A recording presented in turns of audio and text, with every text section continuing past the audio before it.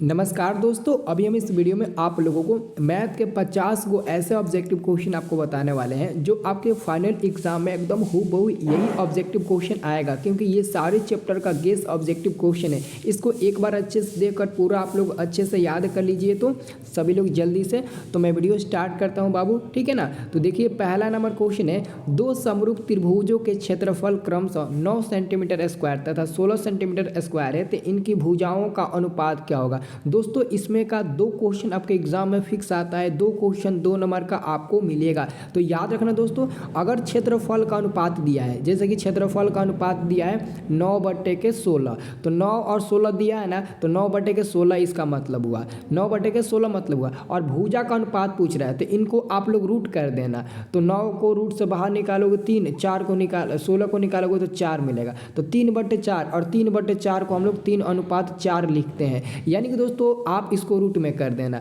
तो 3 को बाहर निकालोगे, 9 को बाहर निकालोगे 3, और 4 को बाहर 16 को बाहर निकालोगे तो 4 आपका मिल जाएगा। तो 3:4 आपका ऑप्शन नंबर यहाँ पर डी नंबर में जो दिया है ना, वही आपका सही उत्तर हो जाएगा। और आप लोग को विश्वास नहीं है तो दूसरा क्वेश्चन में देख लीजिए, यदि दो समरूप त्रिभुज के क्षेत्रफल का अनुपात इतना दिया है तो उनके संगत भुजाओं का अनुपात पूछा है। तो भुजा पूछा है ना, भुजा पूछा है दोस्तों। अगर क्षेत्रफल दिया होगा, भुजा पूछेगा तो रूट में कर देना। अगर भुजा दिया होगा, क्षेत्रफल पूछेगा तो स्क्वायर कर देना। तो क्षेत्रफल दिया, भुजा पूछा है तो रूट कर देंगे। अब 16 को रूट से बाहर निकालेंगे 4, 9 को निकालेंगे 3, तो इस बार हमारा 4 और 3 मिलेगा। इस बार 4 और 3 मिलेगा, तो 4 और 3 ऑप्शन नंबर ए नंबर में। अब ये मत कहना सर जी 3 4 नहीं हो सकता है, नहीं, पहले 16 है उसका 4 निकलेगा, 9 है 3 निकलेगा, तो 4:3 ही आपका आंसर होगा। तो आंसर मिलेगा दूसरा का ए नंबर। अब यहाँ पर आप लोग देखिएगा, ये तीसरा नंबर क्वेश्चन, तीसरा नंबर क्वेश्चन थोड़ा अच्छे से देखिएगा।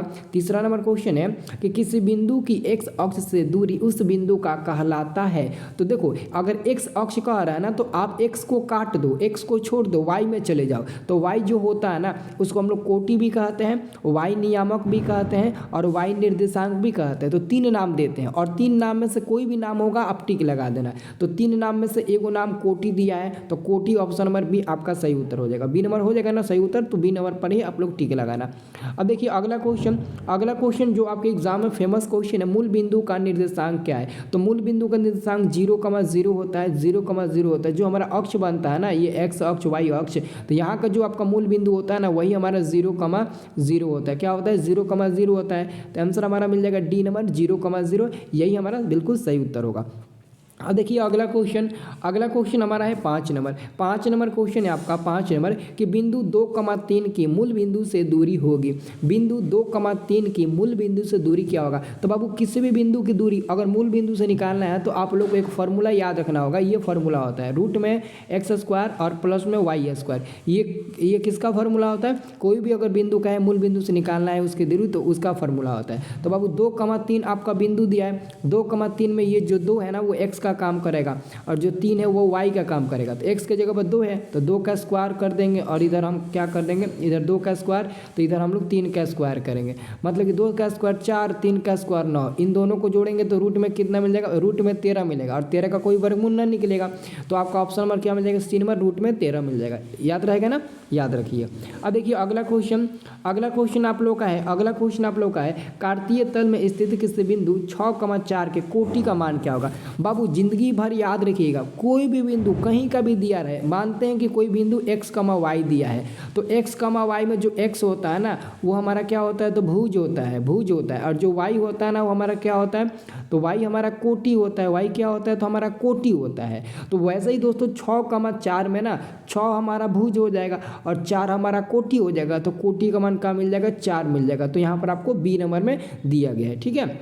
अब देखिए अगला क्वेश्चन, अगला क्वेश्चन 7 नंबर। देखिए 7 नंबर क्वेश्चन तो फिक्स है, एक क्वेश्चन ना एक क्वेश्चन आता ही है। कह रहा है कि बिंदु 2,3 एवं -2,3 के बीच की दूरी आपको ज्ञात करना है। तो सबसे पहले दूरी सूत्र का फॉर्मूला आप लोग को याद होना चाहिए। यहाँ पर हम लिख देते हैं, दूरी सूत्र का फॉर्मूला होता है x2 - x1 का दी होल स्क्वायर होता है। और प्लस में क्या होता है, प्लस में होता है y2 माइनस y1 का दी होल स्क्वायर। ये दूरी सूत्र का फॉर्मूला हो गया, किसका, तो दूरी सूत्र का फॉर्मूला हो गया।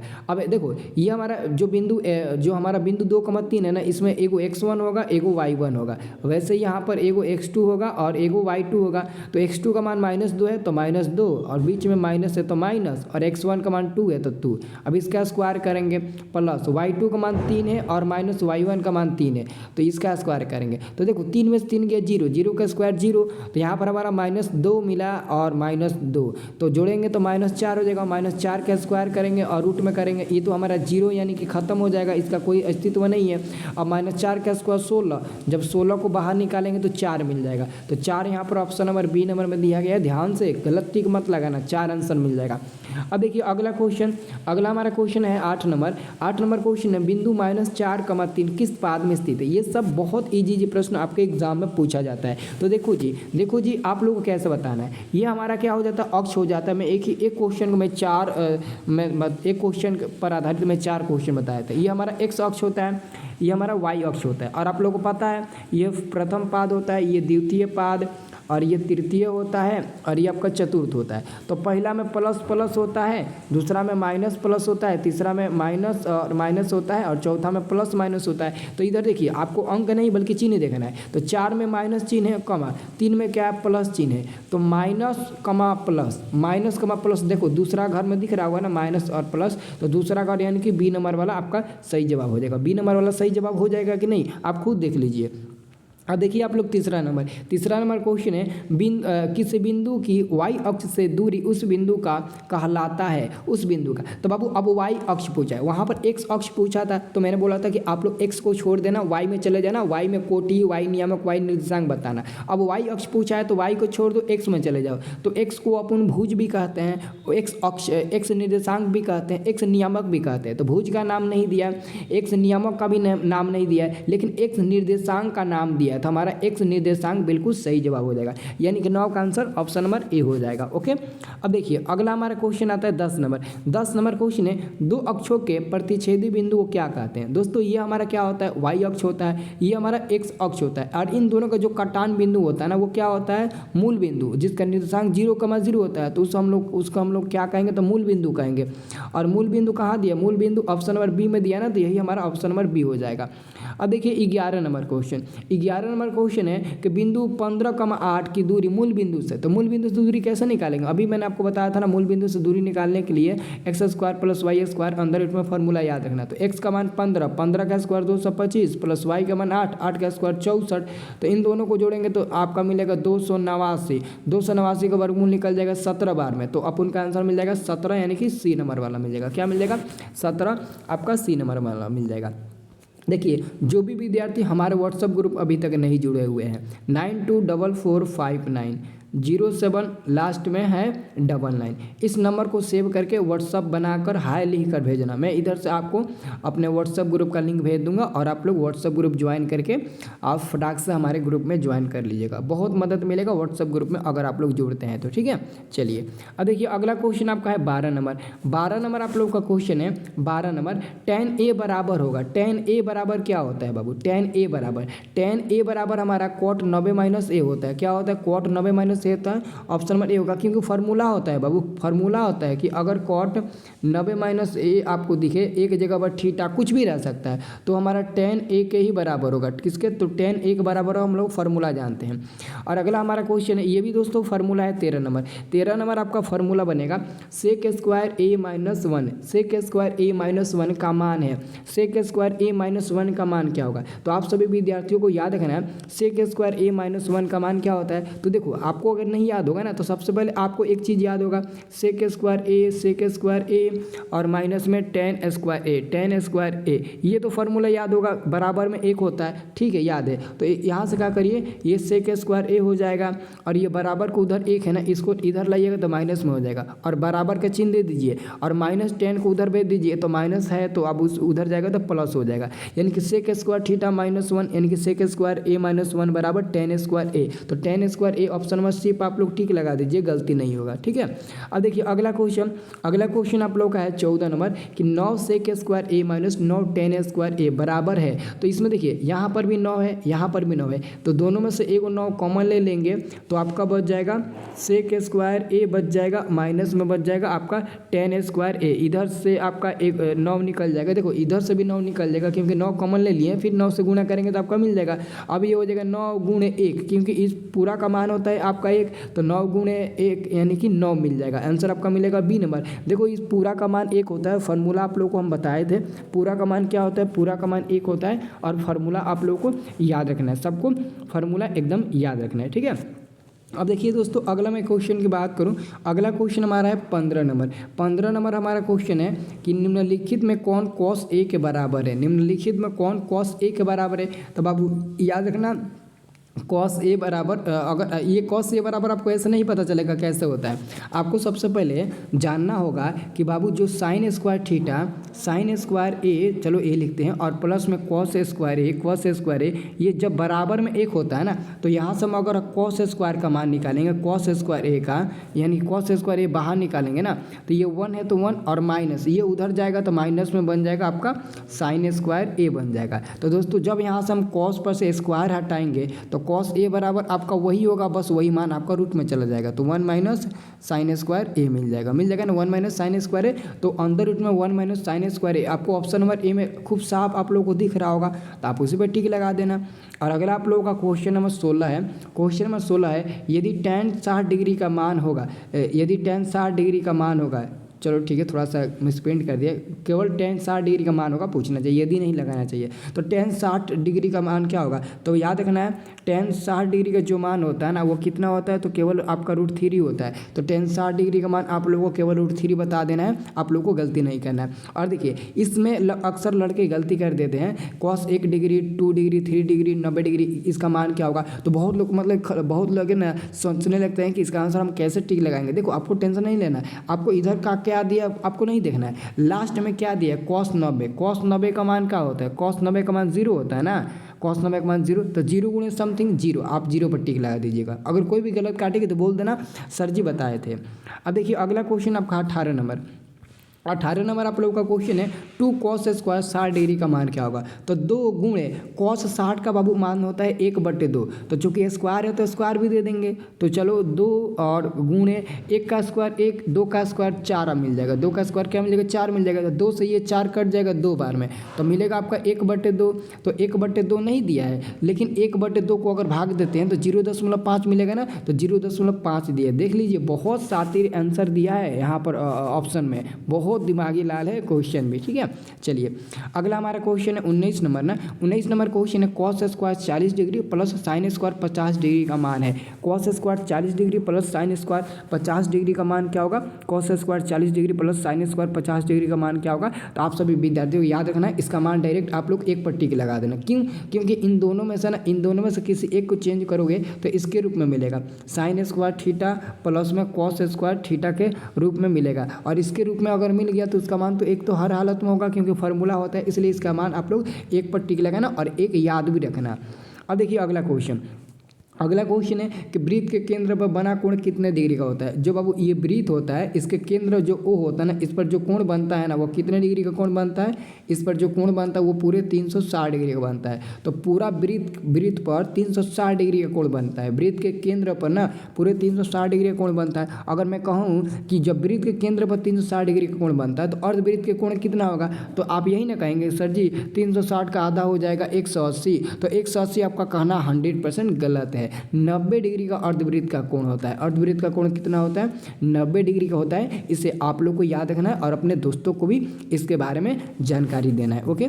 अब देखिए अगला हमारा क्वेश्चन आता है वृत्त की सबसे बड़ी जीवा होती है, तो वृत्त की सबसे बड़ी जीवा व्यास होती है। व्यास जैसे मानते हैं ये हमारा वृत्त हो गया और इधर से आर पार जाते हैं ना, तो यही हमारा डी व्यास होता है, इसी को हम लोग बोलते हैं वृत्त की सबसे जो बड़ी जीवा होती है ना वो व्यास होती है। चाहे आप इधर से करो, इधर से कहीं से भी करो, कोई दिक्कत नहीं है। अब हम बात करते हैं 23 नंबर क्वेश्चन पता है ना, 23 नंबर क्वेश्चन है यदि किसी वृत्त की स्पर्श रेखा उसे कितने बिंदु पर स्पर्श कर दी, ये किसी वृत्त की स्पर्श रेखा किसी वृत्त की स्पर्श रेखा उसे कितने बिंदु पर स्पर्श करेगी। तो दोस्तों देखो ये हमारा वृत्त हो गया और वृत्त पर कोई बिंदु है जो यहाँ पर वृत्त पर स्पर्श कर रही है, तो किसी एक ही बिंदु पर ना आकर वो टच करेगा या फिर 10 गो 20 गो बिंदु पर नहीं, किसी एक ही बिंदु पर आकर वो टच करेगा। एक ही बिंदु आपका होगा, बिंदु पूछा है ना, बिंदु कितने बिंदु पर, तो एक बिंदु पर आप लोग बता देना। और अगला क्वेश्चन देखिए ना पाजी, अगला क्वेश्चन देखिए, अगला क्वेश्चन आपका है 24 नंबर। यदि एक वृत्त के परिमाप और क्षेत्रफल संख्यात्मक रूप से बराबर है, तो वृत्त का परिमाप यानी कि 2πr, ठीक है ना, 2πr, और बराबर में कह रहा है ना, बराबर में कह रहा है क्षेत्रफल आपका क्या हो जाएगा, πr² हो जाएगा, πr² हो जाएगा, क्षेत्रफल आपका πr² मिल जाएगा। तो देखिए पाई से पाई कट जाएगा, एगो r से एगो r कट जाएगा, तो इधर 2 बचेगा, इधर r बचेगा। तो आपसे क्या पूछ रहा है ये, तो आपसे यही ना क्वेश्चन पूछ रहा है, संख्यात्मक रूप से बराबर है, तो त्रिज्या का मान पूछा है, त्रिज्या आपका हो जाएगा 2 मात्रक मिल जाएगा, त्रिज्या आपका 2 मात्रक मिल जाएगा ना। इधर वृत्त की त्रिज्या देख लीजिए पूछा गया, इधर वृत्त की त्रिज्या पूछा गया ना, तो क्या मिल जाएगा आपका 2 मात्रक मिल जाएगा, यानी कि ऑप्शन नंबर आपका ये डी नंबर आपका सही जवाब हो जाएगा। ओके, इसको याद रखना। अब देखिए तो अगला क्वेश्चन 25 नंबर बन जाएगा ना, सबसे बनेगा 25 नंबर क्वेश्चन सबसे बनेगा। क्वेश्चन आपका है कि 40 मीटर परिधि वाले वृत्त की त्रिज्या होगी। देखो एक वृत्त की परिधि है, यानी कि वृत्त की परिधि 2πr होता है और इसका मान दिया आपका 44 मीटर दिया है, तो 2 से ये 44 कट जाएगा 22 बार में, और पाई का मान होता है 22/7 गुणे में r, और बराबर में आपका हो जाएगा 22, तो 22 से 22 कट जाएगा, और r का मान तिरछा क्या गुना करेंगे, तो तिरछा गुना करेंगे तो 7 मिल जाएगा, यानी कि r का मान 7 मिल गया। तो r का मान 7 मिल गया ना, तो 7 मीटर आपका हो जाएगा ना, क्योंकि वृत्त की त्रिज्या कह रहा है, तो 7 मीटर हमारा मिल ही गया, आंसर हमारा 7 मीटर हो जाएगा। अगर कहेगा वृत्त की त्रिज्या की जगह पर उसका व्यास निकाले तो इसका दुगुना कर देना, तो 14 मीटर मिल जाएगा। लेकिन अभी यहाँ पर हमसे केवल त्रिज्या का मान पूछा गया। इसमें देखो इसमें बहुत लड़के फंसते हैं, और जबकि मैं बार बार उन लोगों को समझाता हूँ कि ऐसे क्वेश्चन में फंसना नहीं है बल्कि फंसाना है। क्वेश्चन नंबर आपका 26 है, 2 वृत्तों के क्षेत्रफल का अनुपात इतना दिया, तो त्रिज्या का अनुपात पूछा है। बाबू अगर क्षेत्रफल का अनुपात दिया रहे, त्रिज्या पूछे, भुजा पूछे, परिमाप पूछे, कुछ भी पूछे, बस इसको रूट में कर देना। अब x स्क्वायर रूट से बाहर निकलेगा x मिलेगा, अनुपात y रूट से बाहर निकलेगा y स्क्वायर रूट से बाहर निकलेगा y मिलेगा, यानी कि x अनुपात y, कोई भी गलती नहीं काटेगा। ऑप्शन नंबर ए पर टिक लगा दो, टिक लगा दो। अब बहुत लोग कहेंगे सर जी y अनुपात x नहीं लिख सकते, नहीं लिख सकते, वो गलती है, ऑप्शन नंबर आपका ये सही है।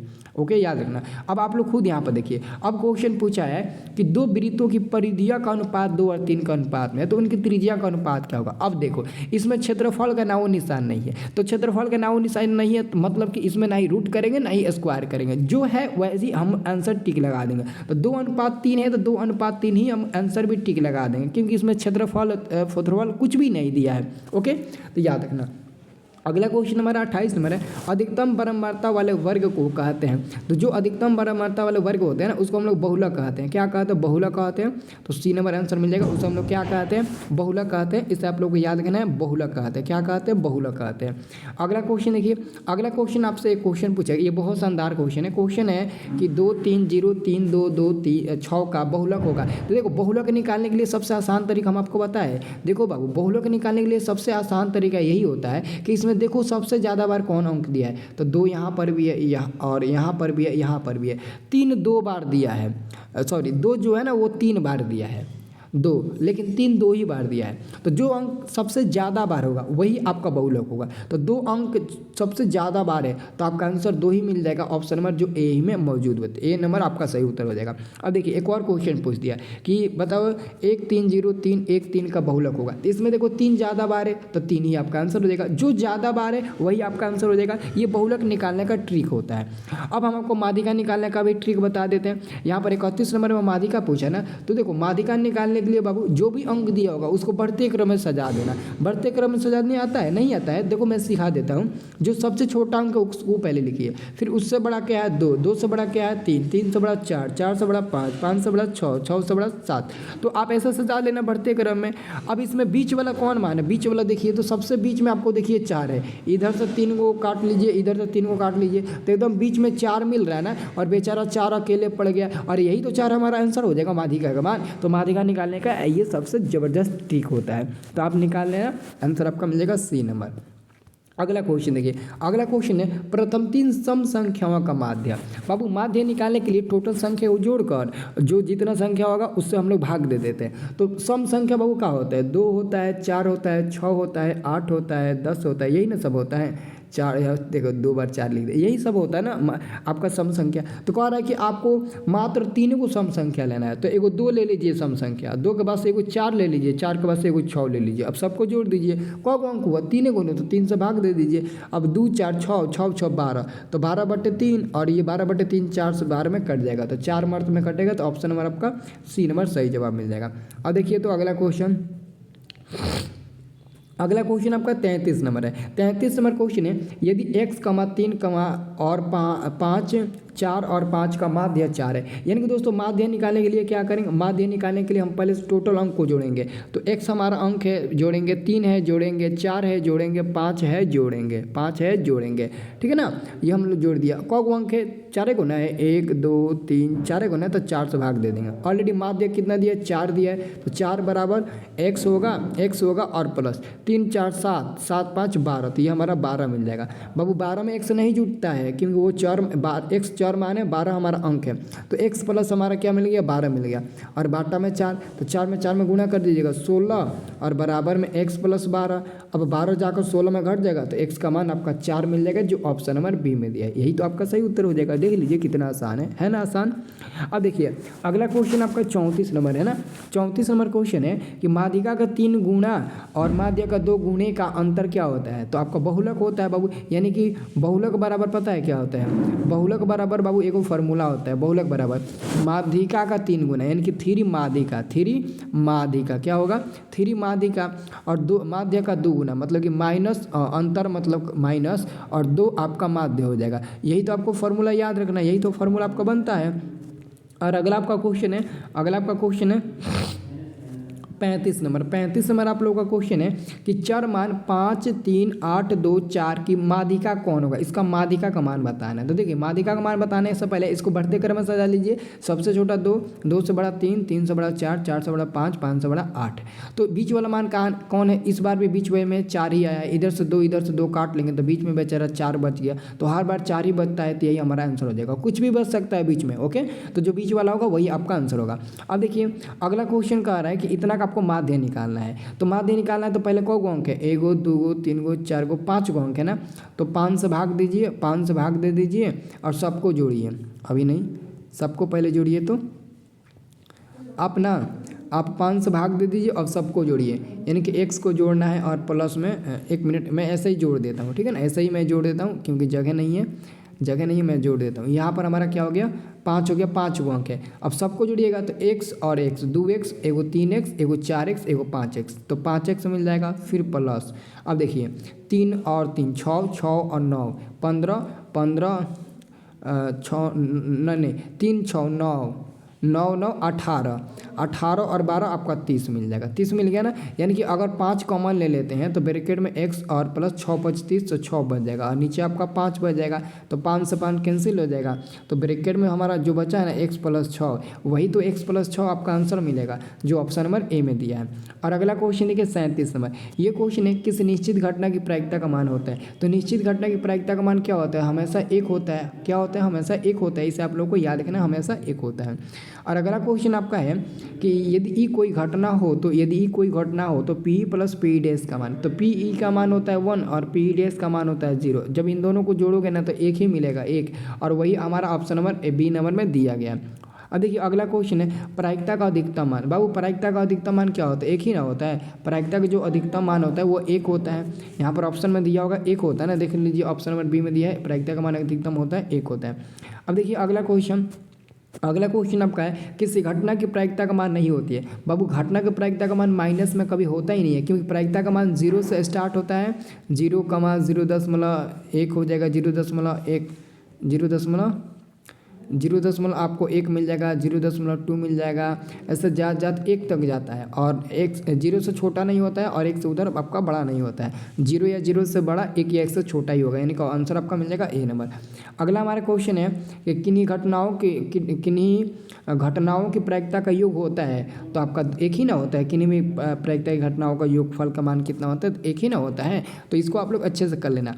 आज आप लोग क्लास नहीं चल पाया, मैंने आपको बोला था ना कि थोड़ा सा स्टूडियो में ना पेंटिंग वेंटिंग वगैरह हो रहा है, ठीक है ना, तो सब सेटअप वेटअप निकला हुआ है, तो कैसे आप लोग को मैं डिजिटल बोर्ड पर क्लास लग सकूँ, इसलिए थोड़ा सा आज आप लोगों को परेशानी हो रही है। बस इसके लिए sorry, I am really sorry इसके लिए, ठीक है।